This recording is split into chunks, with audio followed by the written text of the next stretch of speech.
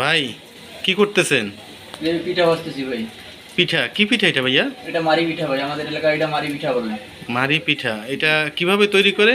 এটা আটা দিয়ে, মানে রুটি যেভাবে বানাই জি। যেভাবে করে খুমির করার পরে এটা লবণ দিয়ে জি করে বানাই। তারপর আমরা বানানোর পরে এটা সিদ্ধ করি।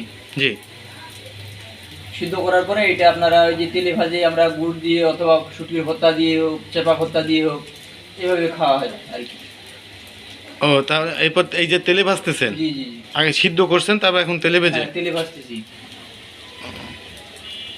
তো আপনাদের বাড়ি কোন এলাকায়? আমাদের বাড়ি ঠাকুরগাঁও।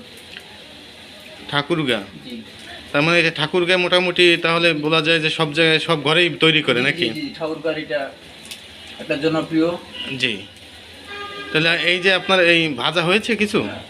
হ্যাঁ, ওই যে এক পাশে হয়েছে, এই আরেক যে- পাশে হয়েছে কিছু ভাসছি আমি। এই যে দেখেন এই জায়গায়, এই যে পাতিলের মধ্যে রাখছি আমি। তাহলে তো সুন্দর হয়েছে। জি, জি। এখন এটা আপনার ওই যে বিভিন্ন ভর্তা হ্যাঁ, বা বিভিন্ন ভর্তা অথবা গুড় দিয়ে ঠিক। খাওয়ার উপযুক্ত এখন আর কি। তো ভিউয়ার্স দেখতে পাচ্ছেন, আপনাদের দেখালাম ঠাকুরগাঁয়ের একটি জনপ্রিয় পিঠা মারি পিঠা। এইটা এই যে প্রথমে এরকম আটা এবং লবণ অন্যান্য জিনিস দিয়ে এটাকে সিদ্ধ করে সিস্টেম করে কাটা হয় এরকম।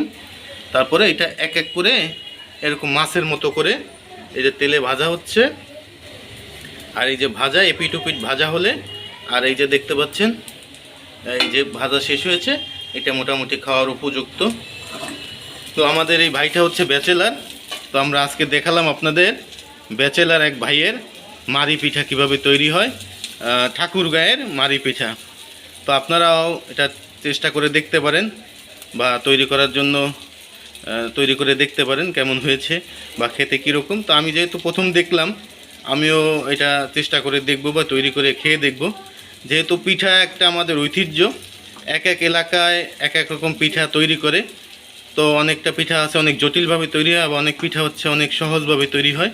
তো আমাদের এই ভাইটার এই পিঠাটা অত্যন্ত সহজের মধ্যেই তৈরি হয়েছে। আশা করি ভালোই স্বাদ হবে, যেহেতু ঠাকুরগাঁয়ের মোটামুটি উনি বলতেছে যে সব জায়গায় এই পিঠাটা খুব চলে। তো আপনারাও আশা করি এটা তৈরি করে খাবেন। তো সবাই ভালো থাকবেন, সুস্থ থাকবেন। আর আমাদের এই ভিডিওটা ভালো লাগলে একটি লাইক দিবেন, আর যদি কিছু জানার থাকে কমেন্টস করে জানাবেন, এবং আমাদের চ্যানেলটি সাবস্ক্রাইব করে দেবেন। ধন্যবাদ সবাইকে।